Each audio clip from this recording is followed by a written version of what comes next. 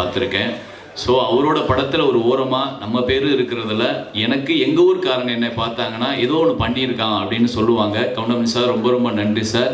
இந்த மேடையில் பாக்கியராஜ் சாரும் அவரும் சேர்ந்து இருக்கிறதுல எனக்கு ரொம்ப சந்தோஷமாக இருக்காது. நிறைய மேடையில் நான் இருக்கிற மேடைங்க நான் பார்க்குறேன். ஏன்னா பாக்கியராஜ் சார் அவரை பற்றி நிறைய சொல்லும்போது இந்த ஸ்டேஜில் 2 பேரையும் நான் ஒன்றா பார்க்குறதுல ரொம்ப சந்தோஷப்படுறேன். பி. வாசு சார் அவரோட படம் மன்னன் படம்லாம் பிளாக் பஸ்டர், அந்த காமெடிக்காகவே வேறு லெவல். அதே மாதிரி நான் நேசிக்கிற சினேகன் அவரோடையும் நான் என்னோட பேர் இருக்கிறதுல ரொம்ப சந்தோஷம். இந்த படம் பெரிய வெற்றி படம் ஆகும் நம்புகிறேன். கண்டிப்பாக வெற்றி படம். சேர்ந்து ஒர்க் பண்ணதில் ஒரே ஒரு விஷயத்தை சொல்ல ஆசைப்பட்றேன். சூரியனும் கூட ஒரு நொடியில் காலதாமதம் உண்டு, ஆனால் எங்கள் அண்ணன் கவுண்டமணி அண்ணன் ஒரு நொடி கூட தாமதமானதே இல்லை என்பதை மகிழ்ச்சியுடன் தெரிவித்துக் கொள்கிறேன். இங்கே இருக்கும் மற்றும் அனைவர்களுக்கும் என் நெஞ்சார்ந்த மனமார்ந்த வாழ்த்துக்கள். நன்றி. மற்றும் இந்த மேடையில் வீட்டிற்கும் அனைவருக்கும் என்னுடைய நன்றிகளை தெரிவித்துக் கொண்டு இந்த திரைப்படம் நிச்சயமாக இந்த ஆண்டு மாபெரும் வெற்றி அடைய எல்லாம் வல்ல இறைவனை வேண்டி விடைபெறுகிறேன். நன்றி, வணக்கம். ஒரு முறை உங்களுக்கு வணக்கத்தை சொல்லி ஒத்த ஓட்டு முத்தையா படத்தினுடைய தயாரிப்பாளர் இன்னைக்கு காலையில் பார்த்துருப்பீங்க. ஒரு 25 ஃப்ளைட்டு கேன்சல், அதில் அவர் வர ஃப்ளைட்டு ஒன்று கேன்சல். அதனால் அவர் வர முடியல, ஆனந்திவே வந்துகிட்டு இருக்காரு. இருந்தாலும் இணை தயாரிப்பாக இருந்து கூடவே இருந்து எல்லாத்தையும் வழிநடத்தி சென்ற லட்சுமி ராஜன் அவர்களுக்கும் இயக்குனர் ராஜகோபால் அவர்களுக்கும், அவர் எழுதி நிறையா படங்கள் நடிச்சிருக்கேன். ஆனால் அவர் டைரக்ட் பண்ணி 2-3 படங்கள் பண்ணார். அந்த 3 படத்துலையும் நான் இருக்கேன், அதோட இதுலேயும் இருக்கேங்கிறது மிகப்பெரிய சந்தோஷம். கவுண்டமணி அண்ணனை பற்றி சொல்லணும்னா அந்த ஒரே ஒரு சீன் பார்த்துருப்பீங்க, அந்த ட்ரெய்லரில் வந்ததில் குபீர்னு அத்தனை பேர் இருந்துச்சிருச்சிங்க அந்த முடியை பற்றி சொன்ன ஒன்று. அது ஒன்று மட்டும் இல்லை, ஒரு பானை சோத்துக்கு ஒரு சோறு பதம்ங்கிற மாதிரி படம் பூரா இதே பஞ்சஸ் தான், ஒரு செகண்டும் எல்லாத்துக்கும். ஆனால் அவ்வளோ பெரிய சீனியர், அவ்வளோ பெரிய ஜாபவான், அவ்வளவு சாதனை படைத்தவர் ஒரு ஷாட் முடிச்சுட்டு வையாபுரி எப்படி நல்லா இருக்குல்ல இது அப்படின்னு அவர் கேட்கும்போது என் உடம்பு புல்லரிக்கும். ஏன்னா ஒவ்வொரு ஷாட்லையும் அது நல்லா இருக்குல்ல, எப்படி ஓகே தானே இது, இல்லை வேறு ஏதாவது பேசுமா, வேறு ஏதாவது போடுவோமா அப்படின்னு விடாமல் ஒரு கவுண்டராக போட்டுக்கிட்டே இருப்பார். அது மாதிரி இங்கே முன்னாடி உட்கார்ந்த உடனே அவர் அடித்த கமெண்ட் பின்னாடி சீட்டில் உட்காந்துருந்தேன். ஷூட்டிங் ஸ்பாட்டில் மட்டும் இல்லை, ஃபோனில் பேசினாலும் சரி, யார் கூட பேசினாலும் சரி, விடாமல் சிரிச்சுக்கிட்டே இருக்கலாம். அந்தளவுக்கு நகைச்சுவனோடு பேசிக்கிட்டே இருப்பார். இங்கே முன்னாடி உட்காந்துருக்கும் போது பன்னீரை பார்க்குற சேர்லேருந்து சாஞ்சு கீழே விழுந்திருப்பார். நல்ல வேலை சோபாவாக இருந்தது.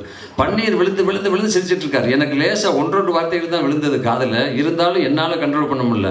பக்கத்தில் பாக்கியராஜ் சாரும் உட்காந்துட்டு கர்ச்சிப்பை வாயில் வச்சுட்டு அப்படியே இருக்கார்.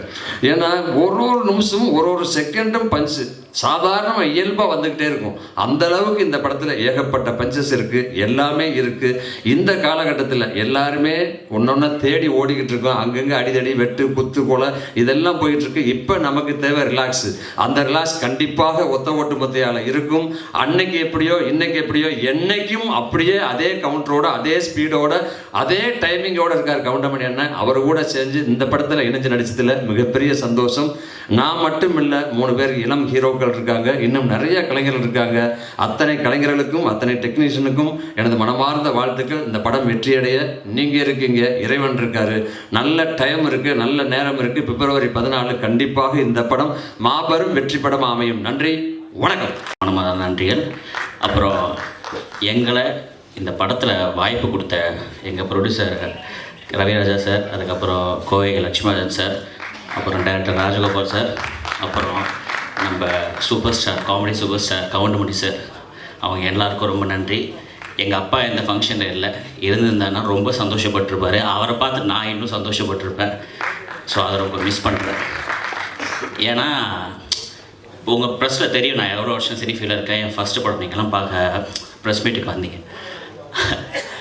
நான் சார் கூட நடிப்பேன்னு கனவு நிறையா நினைப்போம்ல, இவங்க கூட நடிக்கணும் அவங்க கூட நடிக்கணும்னு. சார் கூட நடிப்பேன்னு கனவு கூட நினச்சி பார்க்கல. ஸோ மற்ற பெரிய ஆர்டிஸ்ட்லாம் சொல்லுவாங்க, நான் கூட நடித்தவங்க சார் கூட நடித்தவங்ககிட்ட கேட்டு அவர் என்னென்ன பண்ணுவாருன்னெலாம் கேட்டுப்பா அப்படின்னு. ஆனால் நான் சார் பக்கத்தில் உட்காந்தே அவர் படத்தில் என்னென்ன நடித்தாருன்னு கேட்டு ஒரு பெரிய பாகியமாக நினைக்கிறேன். அதெல்லாம் ரொம்ப சந்தோஷமாக இருக்குது. இந்த படம் உங்கள் எல்லாருக்கும் பிடிக்கும். குடும்பமாக உட்காந்து சந்தோஷமாக பார்க்கலாம். இந்த படத்தை திரைக்கு February 14 வருது. எல்லாரும் குடும்பத்தோடு பார்த்து இதை வெற்றி பெற செய்யணும்னு தாழ்மையோட கேட்டு சாரோட நடிப்பேன்னு வந்துட்டு இமேஜின் பண்ணதே இல்லை. அண்ட் அந்த வாய்ப்பு தந்ததுக்கு ப்ரொடியூசர் சார் அண்ட் டைரக்டர் சாருக்கு ரொம்ப நன்றி. ஆக்சுவலி கவுண்டமணி சார் எப்படி ஆன் ஸ்க்ரீனோ அதே மாதிரி தான் ஆஃப் ஸ்க்ரீன்லேயுமே செம்மையாக கலாய்ச்சிட்டு இருப்பாரு எல்லாரையுமே. சரி, என்ன எல்லாருமே ஒரு மாதிரி ரொம்ப கம்ஃபர்டபுளாக வச்சுருந்தாரு. என்னோட பேர் வந்து தனியா. ஸோ அவர் வந்து என்கிட்ட வந்துட்டு என்ன உன் பேர் தனியாவா மிளகாத்தூளா அப்படின்னு சொல்லி கலாய்ச்சிட்டு இருப்பாரு. ஸோ அதெல்லாமே வந்துட்டு ரொம்ப ஃபன்னாக இருந்துச்சு. அண்ட் நார்மலாகவே என்னன்னு மட்டும் இல்லை, எங்கள் செட்டில் இருக்கிறவங்க எல்லாருமே ஹீரோஸ் அண்ட் ஹீரோயின்ஸ் எல்லாருமே வந்துட்டு கலாய்ச்சிட்டு இருப்பாரு. ஸோ அந்த மாதிரி ஒரு லெஜெண்டரி ஆக்டரோட ஆஃப் ஸ்க்ரீன்லேயுமே இவ்வளோ நல்ல இன்ட்ராக்ஷன் இருந்ததுக்கு I thank God and thanks my parents and my friends for supporting me இவ்வளோ நாள். Thank you all. இதே நான் மதுரையில் நடத்த வேண்டும், எனக்கு ஒரு வாய்ப்பு கொடுக்க வேண்டும் என்று கேட்டுக்கொள்கிறேன். அது மட்டுமல்ல, ஒத்த ஓட்டு முத்தையா இது படம் அல்ல, ஒரு பாடம். வருங்கால அரசியல்வாதிகளுக்கும் ஒரு பாடம். நன்றி. ஆனால் கவுண்டமணி நடிக்கும் போது வந்து ஏதாவது தப்பாக இருப்பேங்கிறதுக்காக என்ன பண்ணேன், அவருக்கு முன்னாடி ரிஹர்சல் பார்ப்பேன். நான் ரிஹர்சல் பார்க்குறேங்கிறதுக்காக என்ன பண்ணேன், எனக்கு கவுண்டர் கொடுத்துட்டே இருப்பார். நான் 4 தடவை ரிஹர்சல் பார்த்தா 4 தடவை அவர் டைலாக் எனக்கு சொல்லிகிட்டே இருப்பார். எனக்கு ஷாக்காக இருக்கும். ஒரு தடவை சொல்லி விட்டுடலாமே, நம்மளுக்கு கம்பெனி கொடுக்குறாருன்னு நினைப்பேன். அது என்ன ஒரு உண்மை, என்ன ஒரு கலைஞன் முயற்சி பண்ணுறான், நல்ல டேக் வரணுன்னு, அதுக்கு நம்ம உதவி பண்ணுங்கிற ஒரு தன்மை இத்தனை வயசு வரைக்கும் இருக்கு. அதை நான் பார்த்தேன்.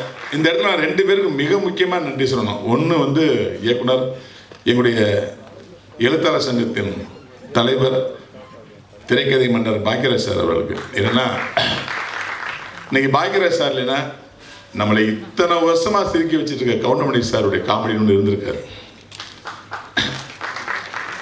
அந்த எழுத்தாளனா அவர் வந்து பாரதியார் சார்கிட்ட போய் கவுண்டமணி அறிமுகப்படுத்தி, இவர் நல்லா நடிப்பார், நடிக்க வைங்கன்னு சொல்லி, பாரதியார் சார் எப்படியா உனக்கு எப்படியா நம்பிக்கை இருக்கா, எனக்கு நம்பிக்கை வரலையாலாம் சொல்லி நம்பிக்கையை ஏற்படுத்தி அன்னைக்கு மிகுந்த சிரமப்பட்டு கவுண்டமணி பாரதியார் சார்கிட்ட போய் அறிமுகப்படுத்தி ஒரு மிகப்பெரிய வாய்ப்பு வாங்கி கொடுத்தது தான் நம்ம இத்தனை வருஷம் சிரிச்சிட்டு இருக்கான மூலாதாரம். இந்த பாக்கியராஜ் சார் ஒருத்தர் இல்லைன்னா கவுண்டமணி வந்திருப்பாரு, ஆனால் எப்போ வந்திருப்பாரு எனக்கு தெரியாது. அப்படிப்பட்ட மனசுக்கு எங்கள் பாக்கியராஜ் சாருக்கு மிகுந்த நன்றி. அப்புறம் இங்கே எங்களுடைய இயக்குனர் பி வாஸ் சார் இருக்காங்க. சமீபத்தில் அவங்களுடைய டைரக்ஷனில் சந்திரமிக் 2 நான் நடித்தேன். ஐயோ சார் டைரக்ஷனில் இத்தனை வருஷம் நடிக்காமல் போயிட்டேங்கிற ஏக்கத்தை வந்து கிரியேட் பண்ணார். அவ்வளோ எளிமையான டைரக்டர். ரஜினிகாந்த் சாரை வச்சு எல்லாரையும் வச்சு படம் பண்ணிட்டார். அதாவது தமிழ்நாட்டில் மட்டும் கிடையாது, கர்நாடகத்தில், தெலுங்கில், ஹிந்தியில் எல்லாத்துலேயும் டைரக்ஷன் பண்ண ஒரு மிகப்பெரிய ஆளுமை. என்னை ரொம்ப சாதாரண ஒரு தம்பி மாதிரி ட்ரீட் பண்ணக்கூடிய ஒரு நண்பராக இயக்குனராக இருப்பார் வாசார். அந்த வாசார் படங்கள் வந்து கவுண்டமணி எனக்கு மிகப்பெரிய ஒரு ரீச்சை கொடுத்துருக்கீங்க, பார்த்துருப்பீங்க. சின்ன தம்பியாக இருக்கட்டும், நடிகனாக இருக்கட்டும், சேதுபதி ஐபிஎஸ்ஸாக இருக்கட்டும், வாழ்று வெற்றிவேலாக இருக்கட்டும், மலபார் போலீஸாக இருக்கட்டும், அதாவது to the core comedy, rickshaw மாமா, பார்த்துட்டான் அதெல்லாம் வந்து அவரை ரசித்து வாசார் எழுதியிருப்பார். அந்த 2 பேர் இன்னைக்கு வந்தது வந்து இந்த நிகழ்ச்சியோட முத்தாய்ப்பாக நான் நினைக்கிறேன். ஏன்னா ஒருத்தர் அறிமுகப்படுத்தியவர், ஒருத்தர் கவுண்டமணி வந்து ஒரு பீக்கு கொண்டு போன ஒரு டைரக்டர். அது மண்ணலையெல்லாம் அந்த ஒத்தக்கட்டு கூலிங்ஸ் நடி போட்டு ரஜினி சார் அவர் வர காமெடிலாம் தேட்டரில் போய் ஐயோ நான் மறக்கவே மாட்டேன். அந்த கவுண்டமணியோட நடிக்க பிறகு ஒரு பேரானந்தத்தில் இந்த படத்தில் அவங்க சொன்ன சம்பளத்தை நான் ஒத்துக்கிட்டேன். ஏன்னா ஆர்கியூமெண்ட்லாம் இல்லை, வந்தாங்க பேசினாங்க, இதான் சம்பளம்னா இவ்வளோ தான் கொடுக்க முடியும் சார் அப்படின்னாங்க. நான் ஒன்றுமே சொல்லலை, உடனே ஓகே பண்ணேன். ராஜகோபால் சார் வந்து ஒரு மிக சிறந்த இயக்குனர், டைலாக் ரைட்டராக உங்களுக்கு தெரியும், ஒரு கதையாசிரியர் தெரியும், ஒரு காமெடிட்டராக தெரியும். ஆனால் ஒரு திட்டமிட்டு படம் பண்ணுற ஒரு டைரக்டர் நான் பார்த்தேன். எனக்கு வந்து ஒரு குறிப்பிட்ட நாள் சொன்னேன், இத்தனை நாளில் முடிச்சிடுவேன் சார், இந்த பேமெண்ட்டு ஒத்துக்கினார். சார் 36 ஆர்டிஸ்ட் இருக்காங்க, இத்தனை நாள் எப்படி முடிய முடியும்? யாரும் 2 ஆர்டிஸ்ட் இல்லைனா கூட டேட்டு மாறிட்டே இருக்குவேன் சார். நான் சார் இத்தனை நாள் முடிச்சிருவேன் நம்புகன்னாரு. சொன்ன மாதிரி எனக்கு சொன்ன டேட்டில் அப்படியே படத்தை முடிச்சார். இந்த இயக்குநர்கிட்ட திட்டமிடுதல் என்ன நம்ம கற்றுக்கணும். உண்மையிலே ராஜகோபால் சார் வந்து ஒரு டைரக்ஷன் பண்ணும்போது இவ்வளோ ஆர்டிஸ்ட் இருக்காங்க, ஒரு 10 ஆர்டிஸ்ட் தவிர டைரக்டருக்கு டென்ஷன் வந்துடும். இவங்களை எப்படி ஹேண்டில் பண்ணுறது, எல்லாம் கேரமில் உட்காந்துருப்பாங்க, அசம்பிள் பண்ணணும் அப்படின்னு ரொம்ப ஈஸியாக டேக்கிள் பண்ணுவார். யாருக்கு என்ன ஷாட்டோ அவங்கள மட்டும் கூப்பிடுங்க, மற்றவங்க டிஸ்டர்ப் பண்ணாங்கப்பாரு. ரொம்ப எளிமையாக கோவமே படாமல் அப்படி அழகாக இருப்பார். அவர் டைரக்ஷனில் நடிச்சிட்டே இருக்கலாம்னு தோணும். சுதந்திரம் நிறையா கொடுப்பாரு. இந்த படத்தில் வந்து இவ்வளோ தூரம் பார்த்தீங்கல்ல, இன்றைய அரசியலை மிக தெளிவாக யார் மனசு புண்படாமல் புட்டு வச்சிருக்காரு. உங்கள் எல்லா கட்சிக்காரர்களும் இந்த அரசியல் பிடிக்கும். எல்லா கட்சிகளும் நல்ல விஷயங்களை அழகாக சொல்லியிருக்காரு. இந்த படம் மிகப்பெரிய வெற்றி பெறும். இந்த படத்தை தயாரித்த ரவிராஜா அவர்கள் வந்து பிளேட் வர லேட்டாகுதுன்னு சொன்னாங்க. அவர் இந்த ஃபங்க்ஷனுக்கு மட்டும் இல்லை, இது வரைக்கும் நான் அவரை பார்த்ததே இல்லை. அவர் இடத்துல வந்து கோவை லட்சுமிராஜன் தான் இருந்து அந்த இடத்தை பூர்த்தி பண்ணார். ஒவ்வொரு குடும்பத்திலும் ஒவ்வொரு ரசிகர்களுடைய மனசிலும் சந்தோஷம் ஏற்படுத்தி மிகப்பெரிய சாதனை படைத்து வாழ்ந்து கொண்டிருப்பவர் தான் அண்ணன் கவுண்டமணி அவர்கள். காலத்தாலும் அவருடைய காமெடி வந்து நம்ம மறக்கவே முடியாது. அவரோட நான் வந்து 90லேருந்து உதவி இயக்குனராக 95க்கு அப்புறம் இயக்குனராக பணிபுரிஞ்சிருக்கேன். அவரை பற்றி ஒரு சில வார்த்தைகள் நான் இங்கே சொல்ல விரும்புகிறேன். நேரம் தவறாமை அப்படின்னா சிவாஜி சார் சொல்லுவாங்க. நான் அவரோட ஒர்க் பண்ணதில்லை, ஆனால் கவுண்டமணி சார் நேரம் தவறாமையில் நம்பர் 1. எல்லா நடிகர்களும் சீக்கிரம் அனுப்பிச்சிருங்க, எப்போ எடுப்பீங்களெலாம் கேட்பார். இவர் நம்ம என்ன சொல்கிறோமோ 7 மணிக்கு வாங்கினா வருவார், 11 மணி வரைக்கும் ஒர்க் பண்ணுவார். அந்த டெடிகேஷன் வந்து அதனால தான் இன்னும் அவர் இந்த சினிமாவில் இருந்துகிட்ருக்காரு. அது மட்டும் இல்லை, டாடா பிர்லான்னு நான் ஒரு படம் பண்ணேன். அதில் வந்து ஒரு இன்டர்வியூ சீனில் வந்து மரத்தில் தொங்கணும், கார் அப்செட் ஆகிருக்கும். கிட்டத்தட்ட தலைக்கோணத்தில் ஷூட்டிங்கு. ஒரு 150 அடி உயரத்தில் டூ போட்டுக்கலான்னு சொல்கிறோம் எல்லாருமே. கேட்காம புடிவாதமாக தொங்கி அந்த சீனை நடித்து கொடுத்தாரு. அதெல்லாம் சாதாரண விஷயம் இல்லை, யாரும் அப்படிலாம் ரிஸ்க் எடுக்க மாட்டாங்க. அதே மாதிரி அந்த படத்தில் கிளைமேக்ஸில் குதிரையில் வர்ற மாதிரி டூ போட்டுக்கலான்னு சொல்கிறோம், ஜீப்பு சேஸ் பண்ணிட்டு போகிற மாதிரி இல்லை, நானே தான் நடிப்பேன். எங்களுக்கெல்லாம் பயம். அந்த சேஸிங்கில் குதிரை ஜீப்புக்கு முன்னாடி போகிற அளவுக்கு அந்த குதிரையை ஓட்டினார். அந்தளவுக்கு அவர் நம்ம காமெடினா மட்டும் பார்க்குறோம், அவர்கிட்ட ஏகப்பட்ட திறமைகள், டெடிகேஷன், உழைப்பு இன்னும் அது இருந்துக்கிட்டே இருக்குது. அதனால தான் அவர் இந்த இடத்துல இருக்கார்.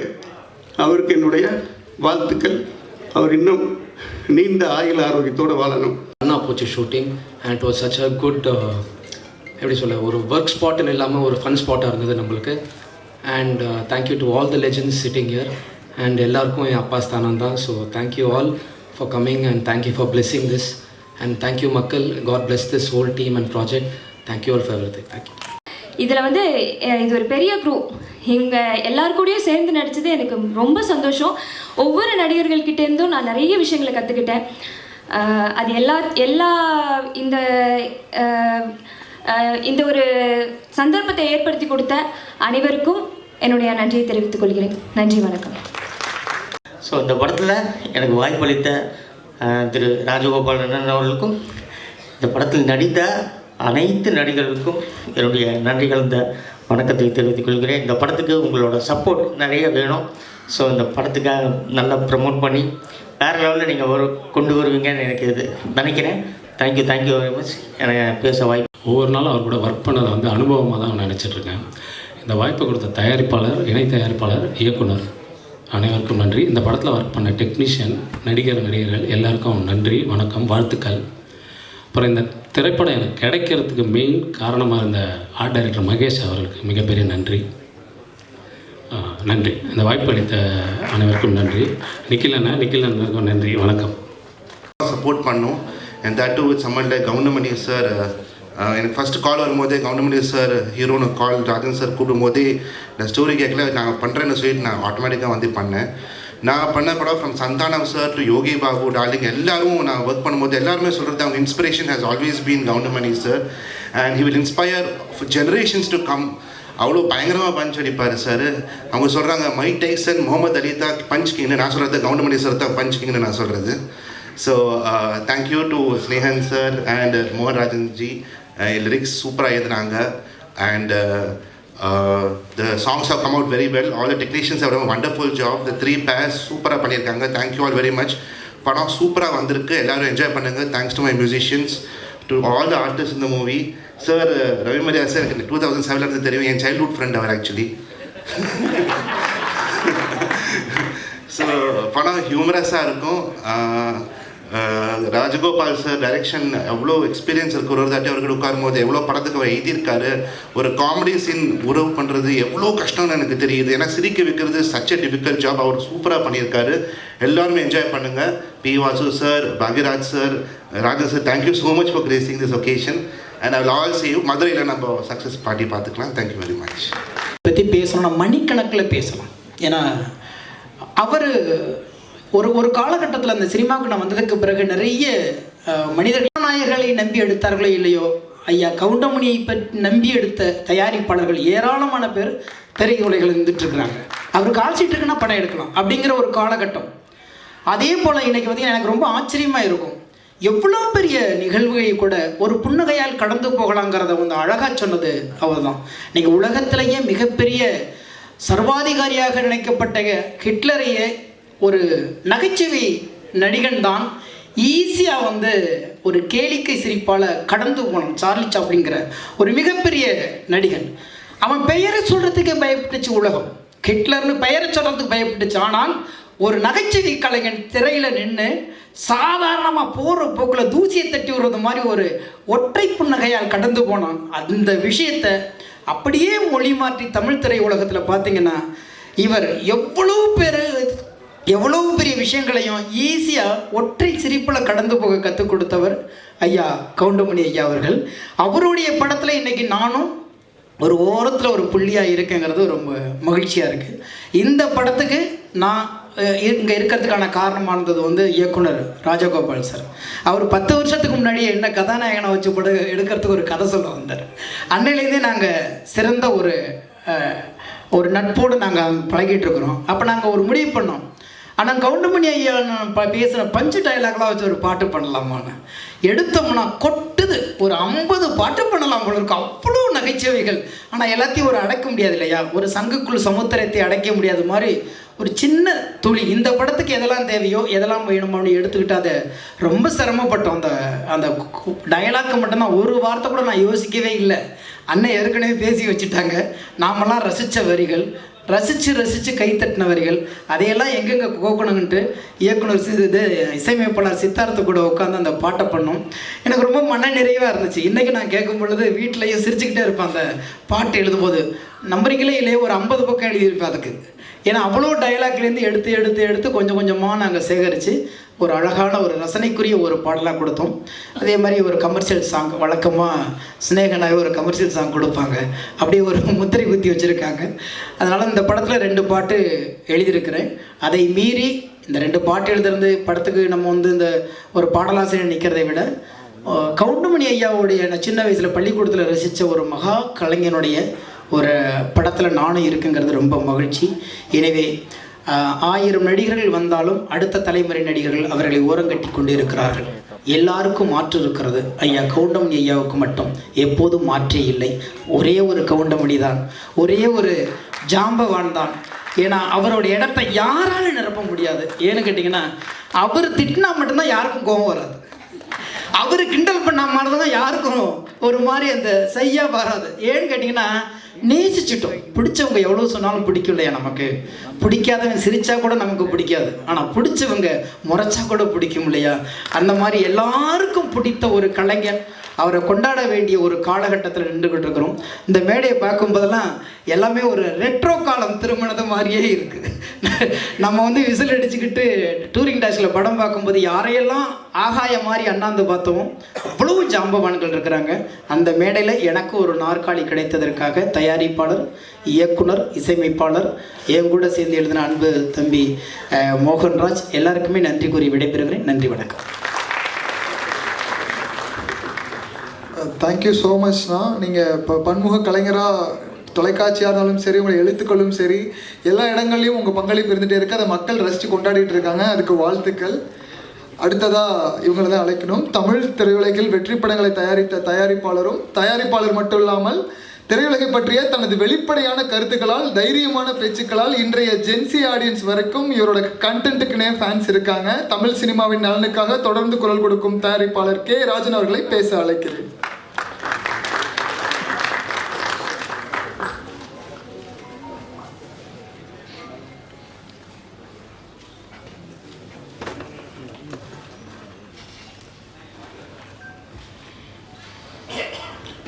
அன்பிற்கும் மரியாதைக்கு உரிய என்னுடைய ஆரியர் சகோதரர், நகைச்சுவை அரசு அல்ல, காமெடி கிங் அல்ல, நகைச்சுவை பேரரசு கவுண்டமணி அவர்களே, அருமை சகோதரர் பாக்யராஜ் அவர்களே, இயக்குனர் வாசு அவர்களே, 5 ஸ்டார் கதிரேசன் அவர்களே, செந்தில் அவர்களே, என் அருமை தம்பி ஸ்நேகன் அவர்களே, மற்றும் மேடையில் வீற்றிருக்கிற வல்லவர்களே, வாழ்த்து வந்திருக்கிற நல்லவர்களே, ஊடக நண்பர்களே, உங்கள் அத்தனை பேருக்கும் என் முதற்க நன்றியை நான் தெரிவித்துக் கொள்கிறேன். கவுண்டமணி அவர்கள் முதல் நாடகங்கள் நடிக்கிற போது அவரை நான் நாடக நடிப்பை பார்த்து ரசித்தவன்.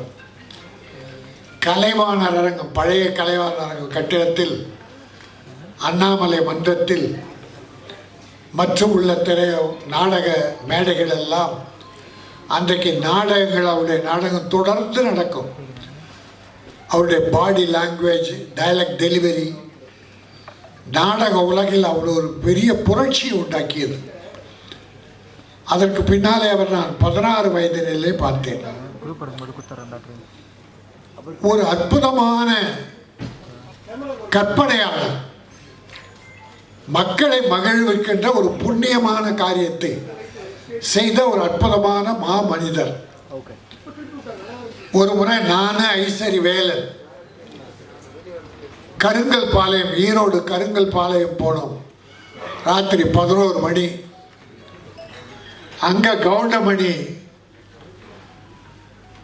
கிணத்திலிருந்து மீனை புதுசா பிடிச்சி, அங்க இருக்கிற ரசிகர்கள், அவருடைய ரசிகர்கள் மீனை ராத்திரி 11 மணிக்கு பிடிச்சி வறுத்து அப்போ சாப்பிட கொடுத்தா அந்த நேரத்தில் போயிட்டோம். அந்த விருந்தில் நாங்களும் பங்கு கொண்டோம். நான் சில நாட்கள் தான் அவரை சந்தித்திருக்கிறேன். ஆனால் அத்தனையும் பொன்னாத பிறகு இந்த தமிழ் திரையுலகம் பொற்காலமாக இருந்தது.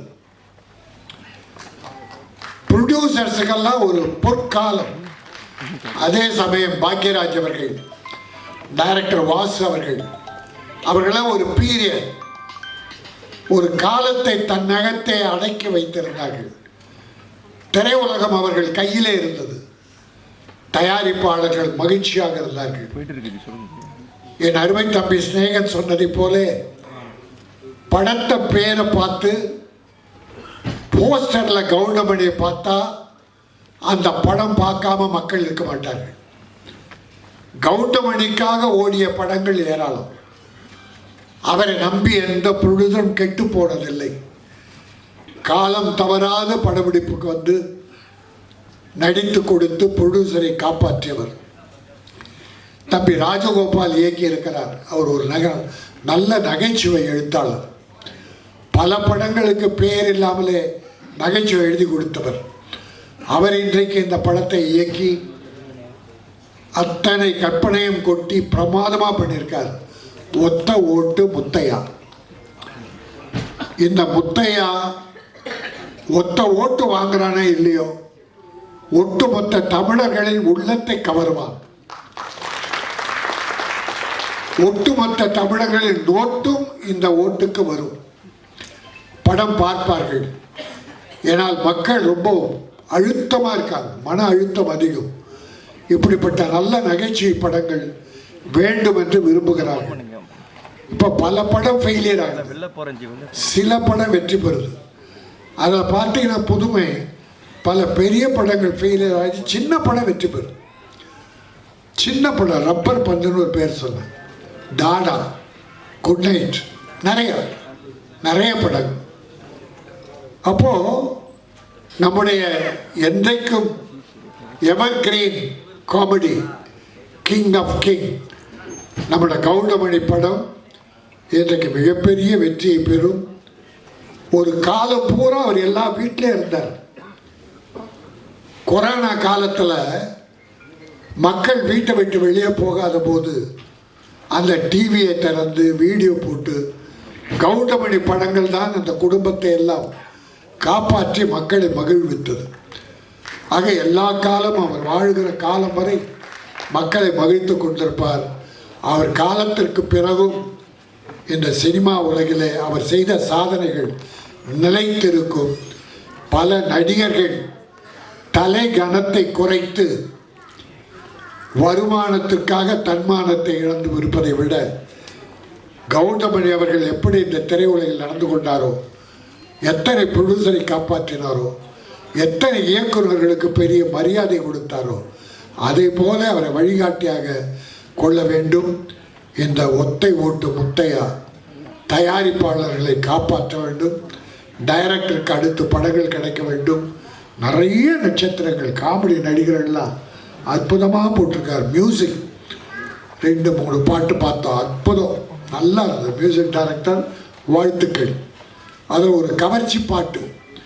இப்போல்லாம் பாவாடை தைக்கிறாங்க சார், பாக்யராஜ் சார் பாவாடை தைக்கிறாங்க ஃபுல்லாக. ஆனால் எல்லாம் கீச்சு விட்டுறாங்க.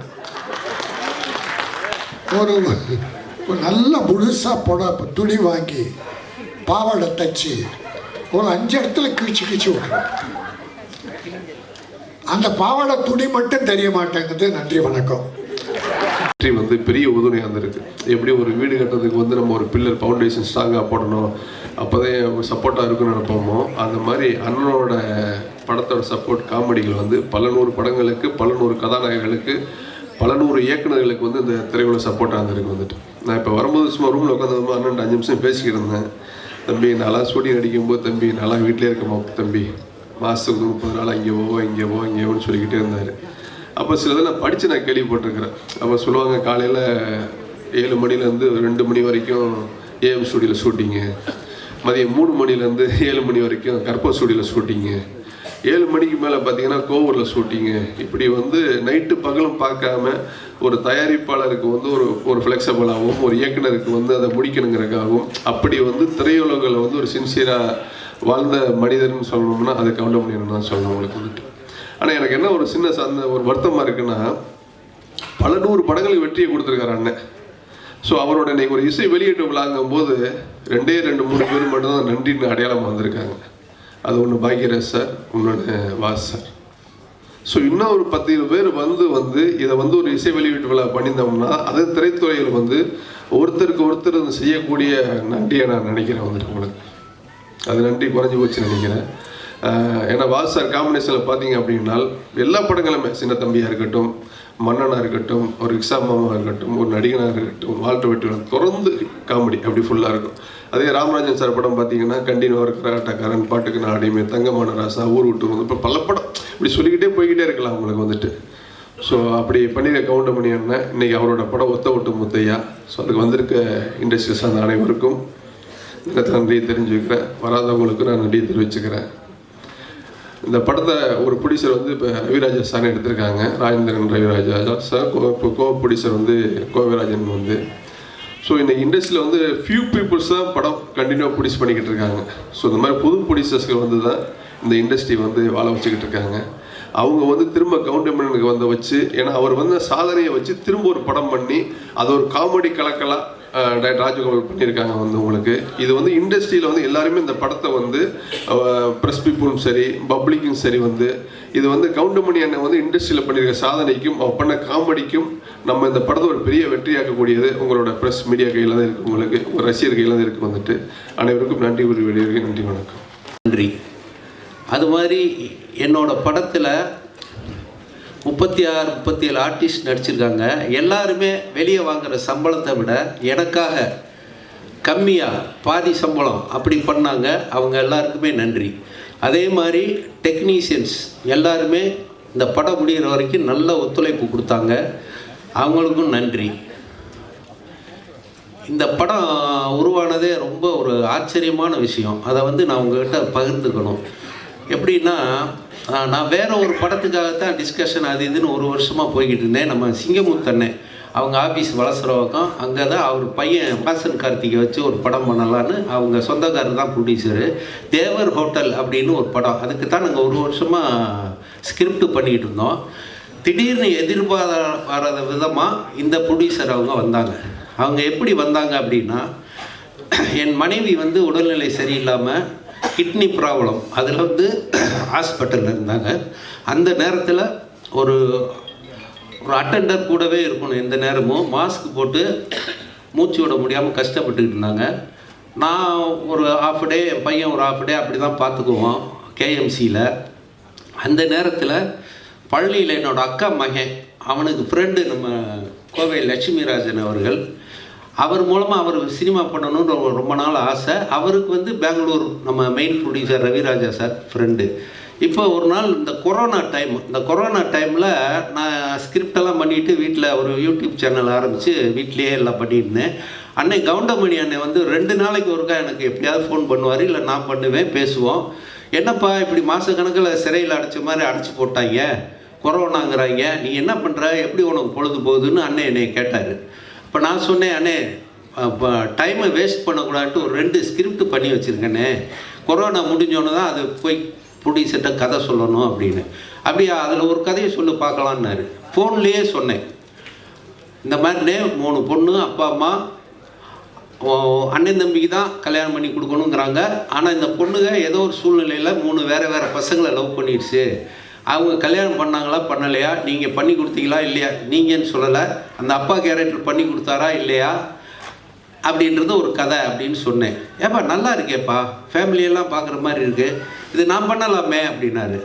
தாராளமானே, உங்களுக்காக தான் பண்ணினேன்னு அப்போ ஒரு பொய்யை சொன்னேன். அதை இப்போ இங்கே சொல்கிறேன் அன்னைக்கிட்ட, உங்களுக்காக தான் பண்ணினேன் அப்படின்னேன். உடனே சரிப்பா, ஆனால் ஒரு சிக்கல்னாரு. என்னென்ன அப்படின்னு, அப்பா 3 பசங்கன்னு சொல்கிறியே, நான் அப்பாவை நடிச்சது இல்லைன்னாரு. அதாவது அவர் கதாநாயகனுக்கு ஈக்குவல் ஹீரோவாக தான் நிறைய நடிச்சிருக்காரு, உங்களுக்கு தெரியும். டாட்டா, பிர்லா, அப்படி வரிசையாக சொல்லிக்கிட்டே போகலாம். அப்படி நடிச்சுக்கிட்டு இருக்கிறவர் வந்து நான் அப்பாவை நடிக்க மாட்டேன்ப்பா, ரொம்ப நாள் ஆச்சு அப்படின்னாரு.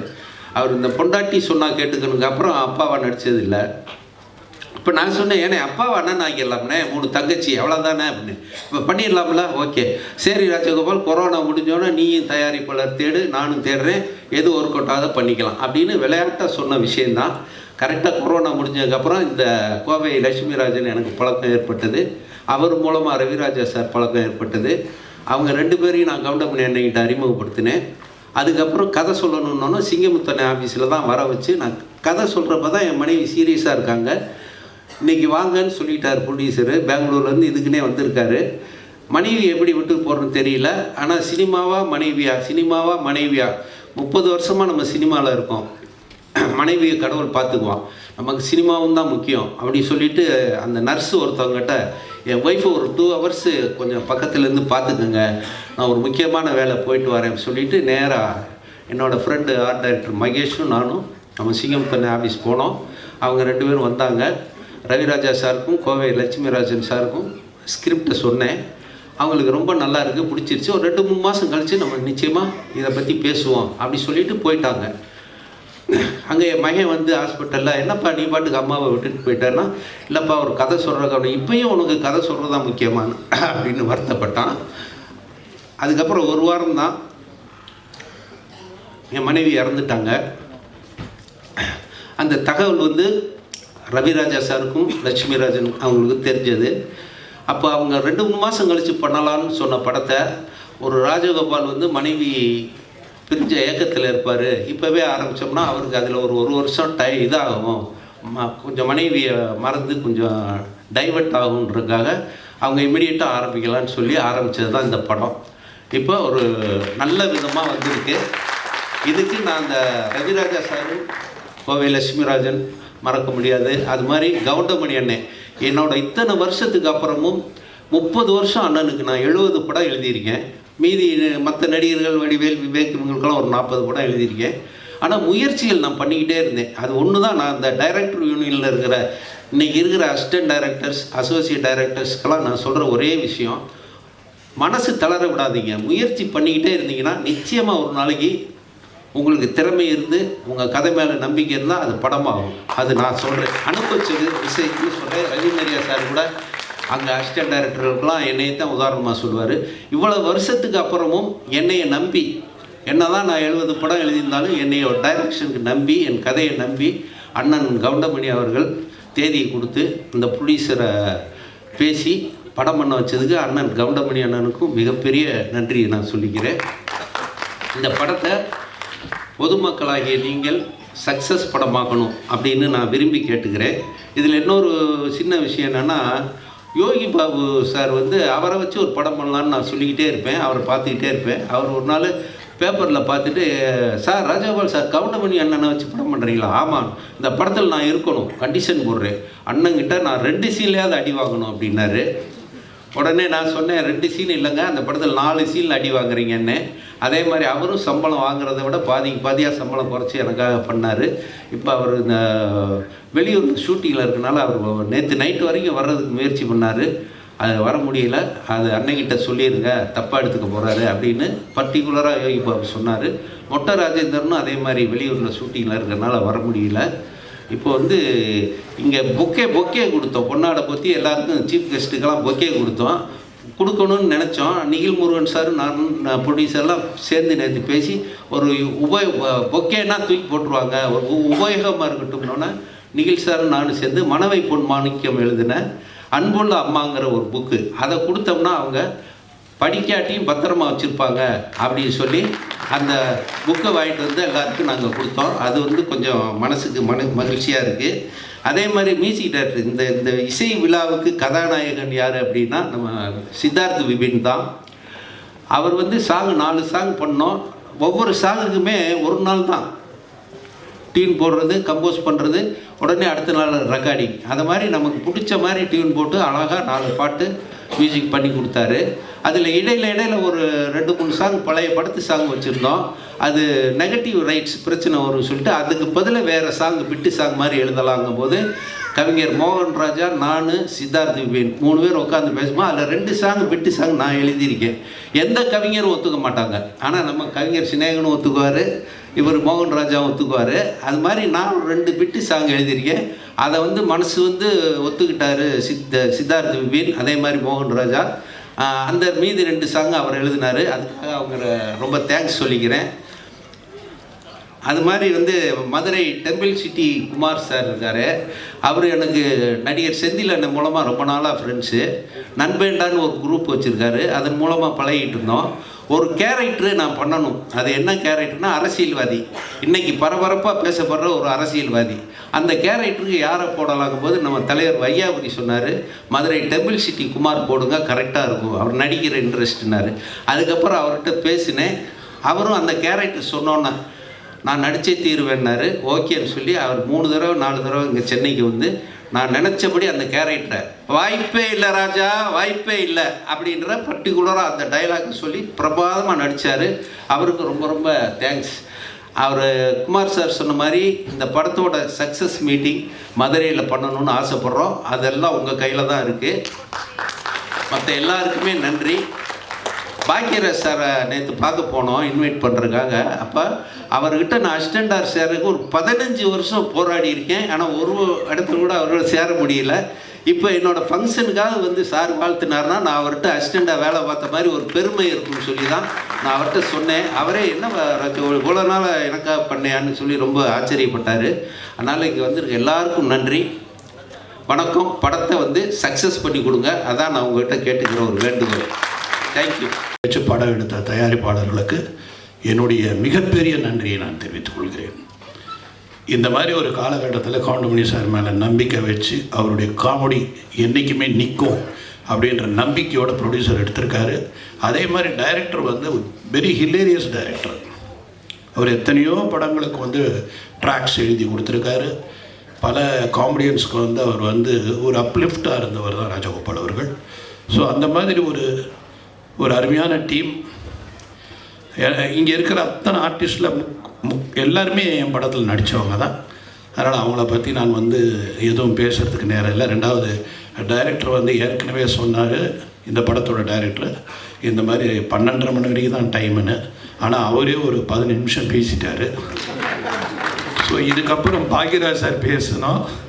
அதனால் எனக்கு வந்து என்ன பேசினா கவுண்டமணி சாரை பற்றி பேசணும்னா நிறைய இருக்குது, என்கிட்ட நிறைய இருக்குது. ஒரு விஷயம் கவுண்டமணி சாரை பற்றி சொல்லணுன்னா அவருக்கு மேனேஜர் கிடையாதுங்க, அவருக்கு டிரைவர் கிடையாது, அவர்கிட்ட டைரி கிடையாது.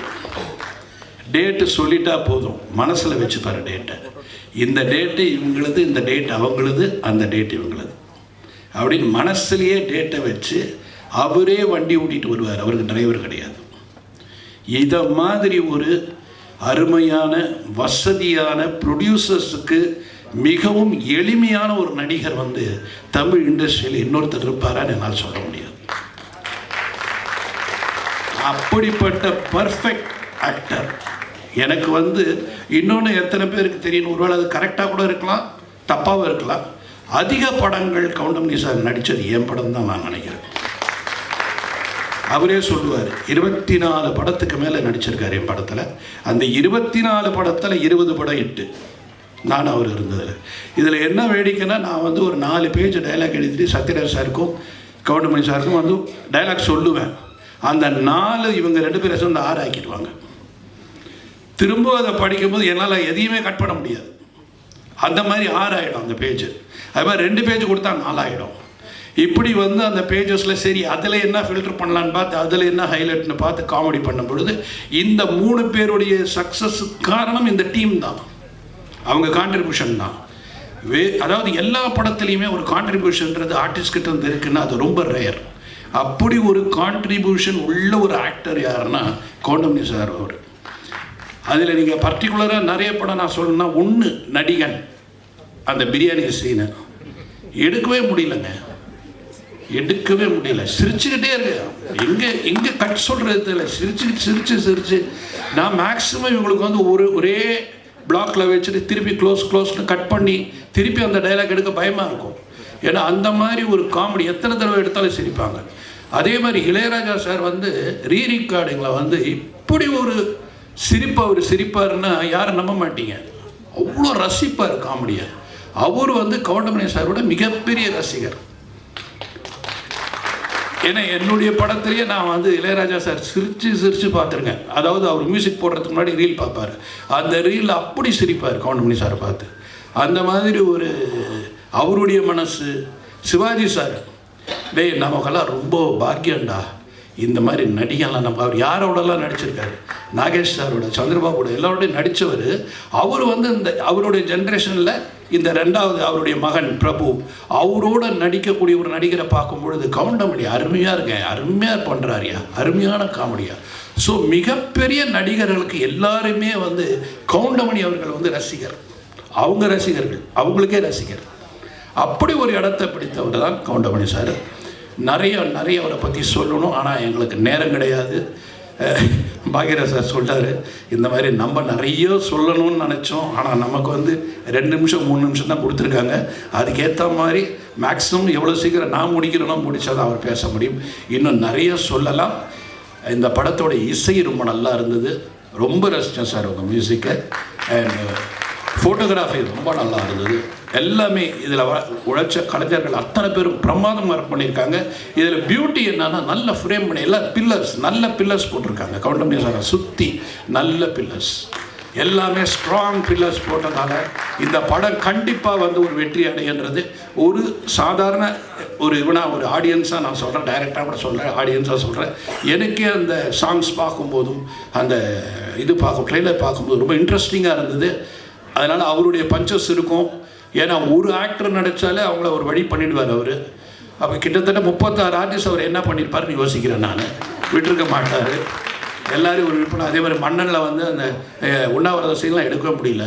இப்போ கூட பார்த்தீங்கன்னா ரஜினி சார் வந்து திரும்பி தான் சிரிச்சிட்டு இருப்பார். ஓகேயில் கூட 9 டேக்கு. இதை விட பெரிய வேடிக்கை என்னென்னா, ஆர்டிஸ்ட் சிரிச்சா பரவாயில்ல, கேமராமேன் சிரிப்பார், அவர் கை ஆகும். அப்போல்லாம் மானிட்டர் கிடையாது, இந்த கை வேறாடி என்னையா இவங்க, sir I can't control, sir I can't control அப்படின்னு அசோக்குமார், அவருக்கே தமிழ் தெரியாது, இத்தனைக்கு ஒரு பாடி லாங்குவேஜை போய் சிரிக்க ஆரம்பிச்சிருவார். ஏன்னா what do you understand, no he is very funny, he is doing all fun இப்படின்னு பேசுவார் அவர். ஸோ எல்லாரையுமே மொழி தெரியாதவனையும் சிரிக்க வைக்கிற ஒரு நடிகர் யாருன்னா அது வந்து கவுண்டமணி. ஸோ அப்படிப்பட்ட ஒரு அருமையான நடிகர் நமக்கு கிடைச்சதெல்லாம் ரொம்ப பாக்கியம். இந்த படம் மிகப்பெரிய வெற்றி அடையலாம். இது வெற்றி அடைஞ்சாதான் இது போல் படங்கள் இன்னும் நிறைய வரும். ஏன்னா இது வந்து எல்லாமே இருக்குது, அதாவது அத்தனை ஐட்டமும் இருக்குதுல. படம் வந்து அழகாகவும் இருக்குது, பியூட்டிஃபுல்லாக இருக்குது, ரொம்ப எக்ஸ்ட்ராடினரியாக சில விஷயங்கள், அதாவது கண்ணுக்கு வந்து கலர்ஃபுல்லாக இருக்குல்ல, அதுவும் இருக்குது. அதனால் ஏன்னா ராஜன் சார் சொன்ன மாதிரி கட் பண்ணி போட்டிருக்காங்கனால அந்த மாதிரி நிறைய கட்டு இருக்குதுல. ஸோ எல்லா விதமும் அமைஞ்சதால் இது கமர்ஷியலாக ஹிட் ஆகும்னு நினைக்கிறேன்.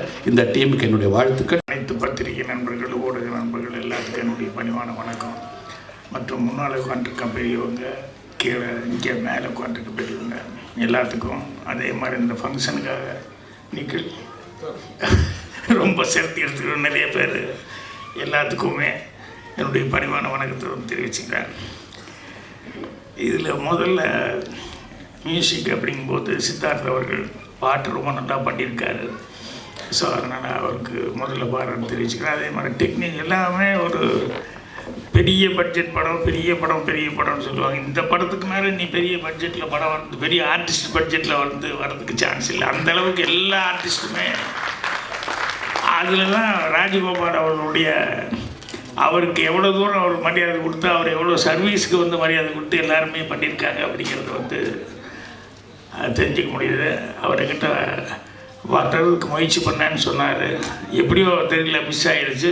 பட் பரவாயில்ல, அவர் வந்து சந்திச்சதில் அவர் காமெடி எந்த அளவுக்கு சென்ஸோடு எழுதுவார் இப்போ இவங்க எல்லோரும் பேசும்போது நான் தெரிஞ்சுக்கிட்டேன். ஸோ அவருக்கும் மொத்த டீமுக்கும் அட்வான்ஸ் என்னுடைய வாழ்த்துக்களை வந்து தெரிவிச்சுக்கிறேன். ஏன்னா அந்த கடைசியில் விடும்போது எப்போ லைட் ஆஃப் பண்ணிடுவாங்களோ, எப்போ இது பண்ணிடுவாங்களோ அப்படின்னு சொல்லிட்டு அந்த ஒரு டென்ஷனே இருக்கும். இருந்தாலும் ராஜன் சார் என்னை பற்றி பேசும்போது நல்லா அவர் சொன்னார், கவனிச்சது போகிற அவர் இந்த பாவாடியை. ஆனால் கடைசியில் சொல்லும்போது பாகியராஜ் சார்னு சொல்லி என்னை எடுத்துக்கிட்டாரு பாருங்க. இது பல தடவை நான் கவனிச்சிருக்கேன். எல்லோரும் அந்த மேட்டருக்கு போவார், போயிட்டு கடைசியில் பாகியராஜ்னு என்ன கொண்டு.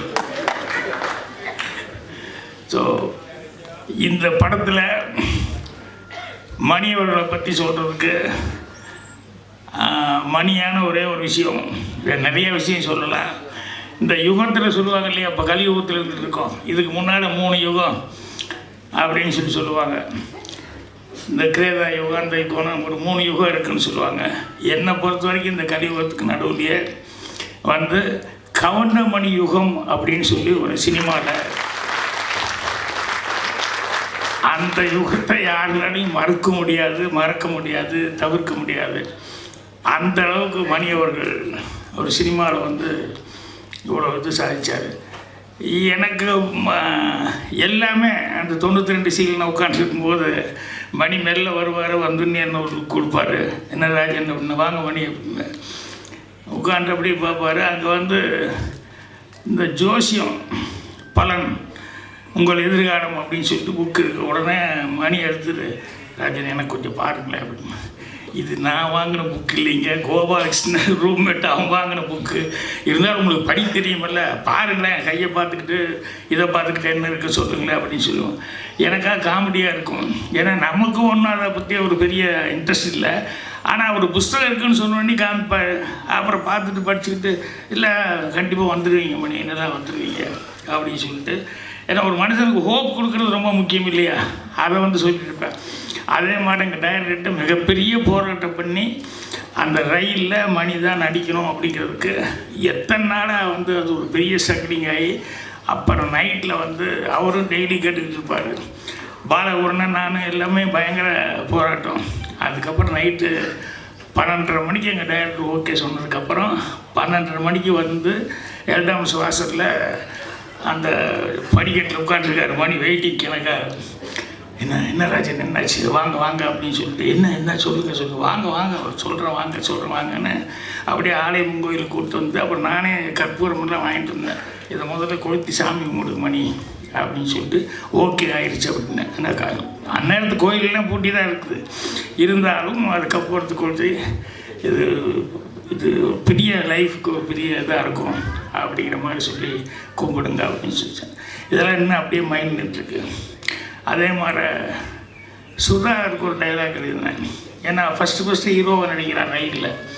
ஸோ முதல்ல அவன் பேசுகிற வார்த்தை வந்து ஒரு நல்ல வார்த்தையை ஒழுகணுமே அப்படின்னு சொல்லிட்டு அந்த ரயிலில் டைலாக் எழுதும்போது அப்படியே ரொம்ப யோசிச்சு, அது பழனியில் தான் ராத்திரியில் 12:30 மணி உட்காந்து அவன் ஹேர் கட் பண்ணிவிட்டு பாட்டு கட்டுற ஆள், ஹேர் கட் பண்ணிகிட்டே வந்து அவன் பாடணும் அப்படிங்கும்போது ரொம்ப யோசிச்சு நல்ல வார்த்தையாக இருக்கணும்னு சொல்லிட்டு, எல்லாருக்கும் நேரம் வரும் தெரிஞ்சுக்கோ, அது நல்லவருக்கே நிலைச்சிருக்கோ புரிஞ்சுக்கோ, கல்லாருக்கும் செல்வம் வரும் தெரிஞ்சுக்கோ, அதை காப்பாற்றத்தான் புத்தி இருக்கணும் புரிஞ்சுக்கோ அப்படின்னு சொல்லி சுதா இருக்கிறதுன்னு அதை அப்படியே கவுண்டர் மணிக்கு தான் கரெக்டாக போடணும்.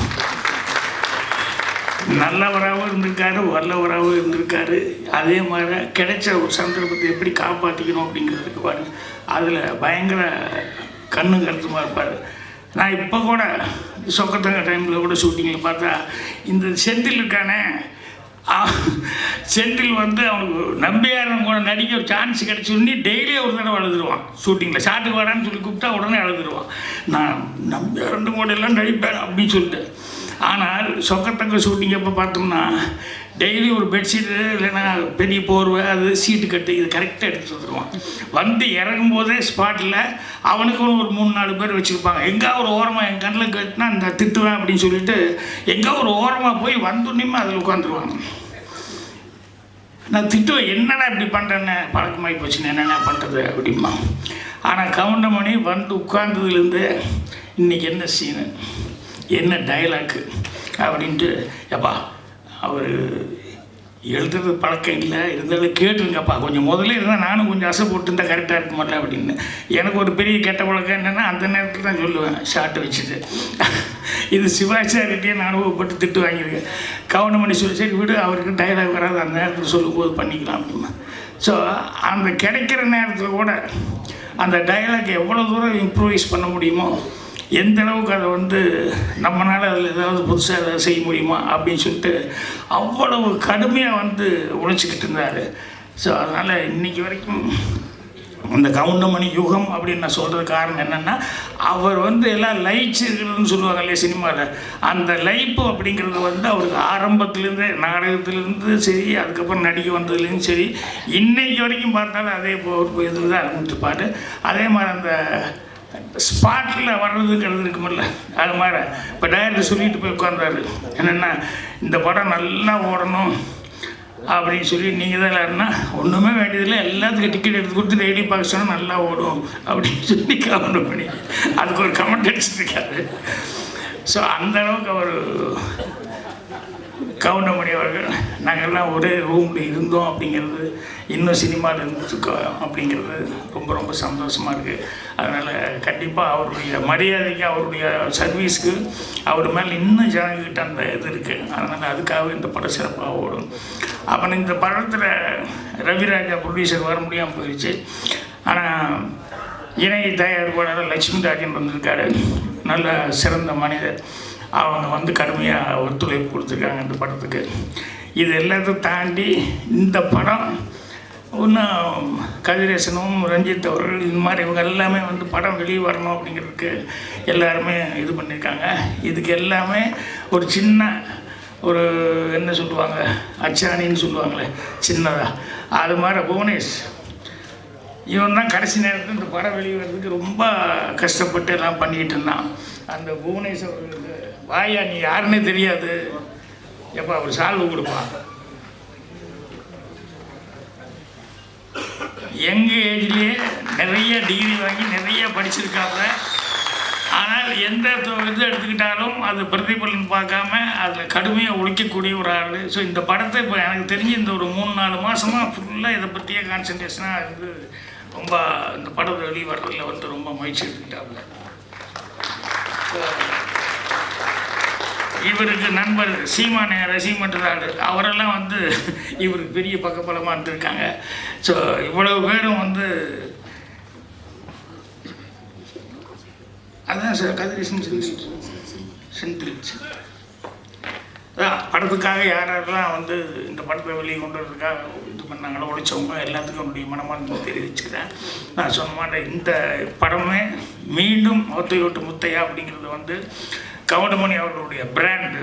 அதனால் மீண்டும் அடுத்தது கவுண்டமணி வச்சு மறுபடியும் படங்கள் தொடர்ந்து செய்யணும் அப்படிங்கிற அளவுக்கு எல்லாத்துக்கும் ஒரு உற்சாகத்தை கொடுக்கணும் அப்படின்னு சொல்லி அவருக்கும் அந்த படத்தினுடைய தயாரிப்பாளர்கள் மற்றும் டெக்னீஷியன்ஸ் எல்லாத்துக்குமே நிறைய ஆர்டிஸ்ட்டு ஒர்க் பண்ணியிருக்காங்க. ஒவ்வொருத்தர் பற்றி சொல்கிறதுனா ரொம்ப டைம் ஆகிட்டு இருக்கும். எல்லாத்துக்குமே என்னுடைய மனமார்ந்த வாழ்த்துக்கள் அட்வான்ஸாக வந்து தெரிவிச்சுக்கிறேன். நன்றி, வணக்கம். நாயகன் தன் தனித்துவமான நகைச்சுவை நடிப்பால் பல தலைமுறைகளாக ரசிகர்களை கவர்ந்தவர். இவரின் வசனங்கள், நேர்த்தியான டைமிங் மற்றும் தனித்துவமான body language and dialogue delivery Tamil சினிமாவின் நகைச்சுவை உலகில் புதிய தரத்தை நிர்ணயித்தன. நெட்ஃப்ளிக்ஸ், அமேசான் மாதிரி இன்னைக்கு ஓடிடிலாம் வர்றதுக்கு உள்ளாகவே உலக சினிமாக்களை பார்த்து அடுத்த தலைமுறைகளுக்கு கடத்தும் கலைஞன் இன்று நம் கதையின் நாயனாக ஒத்த ஓட்டு முத்தையாவாக உங்கள் முன் காமெடி கிங் கவுண்டமணி சார் அவர்களை பேச அழைக்கிறேன்.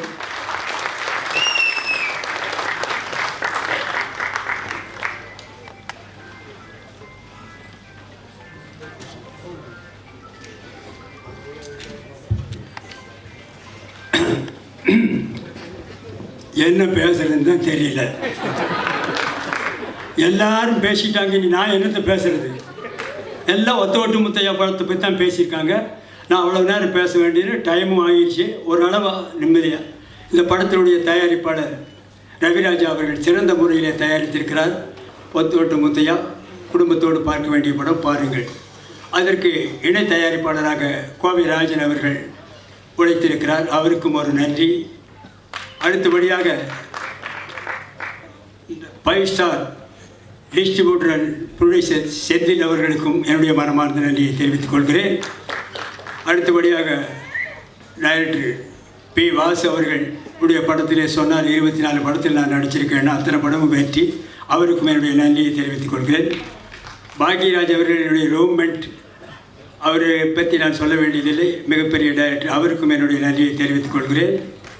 தயாரிப்பாளர் கே. ராஜன், அவரை பற்றி சொல்ல வேண்டியதில்லை, அவரும் என்னுடைய நண்பர் தான். அவருக்கும் என்னுடைய நன்றியை தெரிவித்துக் கொள்கிறேன். அடுத்தபடியாக மியூசிக் டைரக்டர் சித்தார்த் விபின் அவர்கள், நல்ல இசையமைப்பாளர், நீங்களே சாங்கை பார்த்தீர்கள், அவருக்கும் என்னுடைய நன்றியை தெரிவித்துக் கொள்கிறேன். அடுத்தபடியாக டைரக்டர் சாய் ராஜகோபால் அவர்கள், சிறந்த காமெடி ரைட்டர். அவர் காமெடியாக இந்த படத்தை டைரக்ட் பண்ணியிருக்கிறார். ஆரம்பம் முதல் இறுதி வரை சிரித்து கொண்டே இருக்கலாம். தவறாமல் படம் பாருங்கள். பிறகு வேறு யார் இருக்காங்களா? பற்றி என்னோடு நடித்த நடிகைகள் அத்தனை பேருக்கும் என்னுடைய மனமார்ந்த நன்றியை தெரிவித்துக் கொள்கிறேன். அதோடு மட்டுமில்லாமல் இந்த விழாவிற்கு வந்திருக்கும் ப்ரெஸ் ரிப்போர்ட்டர்ஸ், ஃபோட்டோகிராஃபர்ஸ், டிவி மீடியாக்கள் அத்தனை பேருக்கும் என்னுடைய மனமார்ந்த நன்றியை தெரிவித்துக் கொள்கிறேன். இந்த விழாவுக்கு வந்திருக்கும் ரசிகர்கள், வராத ரசிகர்கள், வீட்டிலே இருக்கும் ரசிகர்கள், வெளியூரில் இருக்கும் ரசிகர்கள், வெளிநாட்டிலே இருக்கும் ரசிகர்கள், ஹாலிவுட்டிலே இருக்கும் ரசிகர்கள் அத்தனை பேருக்கும் என்னுடைய மனமார்ந்த நன்றியை நான் தெரிவித்துக் கொள்கிறேன். இந்த விழாவை சிறப்பாக நடத்தி கொடுத்த PRO நிக்கில் முருகன் அவர்களுக்கும் என்னுடைய நன்றியை தெரிவித்துக் கொள்கிறேன். இந்த ஒத்த ஓட்டு முத்தையா படத்தை பாருங்கள். இந்த ஒத்த ஓட்டு முத்தையாவை நன்றாக பாருங்கள். இந்த ஒத்த ஓட்டு முத்தையாவை திரும்ப பாருங்கள். நான் திரும்பவும் சொல்லுகிறேன், ஒத்த ஓட்டு முத்தையாவை பாருங்கள். திரும்ப திரும்ப சொல்லுகிறேன், ஒத்த ஓட்டு முத்தையாவை பாருங்கள். திரும்பி பார்த்துவிட்டும் சொல்லுகிறேன், ஒத்த ஓட்டு முத்தையாவை பாருங்கள். மறந்து விடாதீர்கள். உங்கள் இந்த ஒத்த ஓட்டு முத்தையாவை வெற்றி ஓட்டு முத்தையாவை மாற்ற வேண்டியது உங்களுடைய கடமை, உங்களுடைய பொறுப்பு. இத்துடன் என்னுடைய பேச்சை முடித்துக் கொள்கிறேன். நன்றி, வணக்கம், வெல்கம், தேங்க்யூ.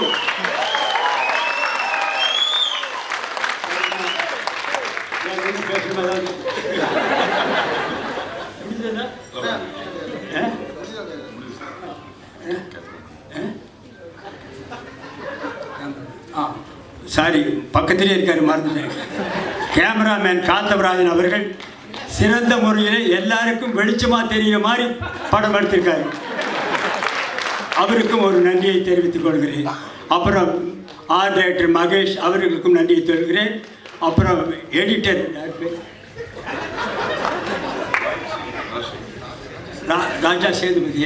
ராஜா சேதுபதி அவர்கள் நல்லா எடிட் பண்ணியிருக்கிறார். அவருக்கும் நன்றியை தெரிவித்துக் கொள்கிறேன். இன்னும் யாராவது இண்டி இடுக்கு சந்து பொந்து எங்காவது ரசிகர்கள் இருந்தால் அவர்களுக்கும் நன்றியை தெரிவித்துக் கொள்கிறேன். மீண்டும் ரயிலிலே போகும் ரசிகர்கள், பஸ்ஸிலே போகும் ரசிகர்கள், ஃப்ளைட்டிலே பறக்கும் ரசிகர்கள், ஹெலிகாப்டரிலே பறக்கும் ரசிகர்கள் அத்தனை பேருக்கும் என்னுடைய மனமார்ந்த நன்றியை தெரிவித்துக் கொள்கிறேன். Welcome, thank you.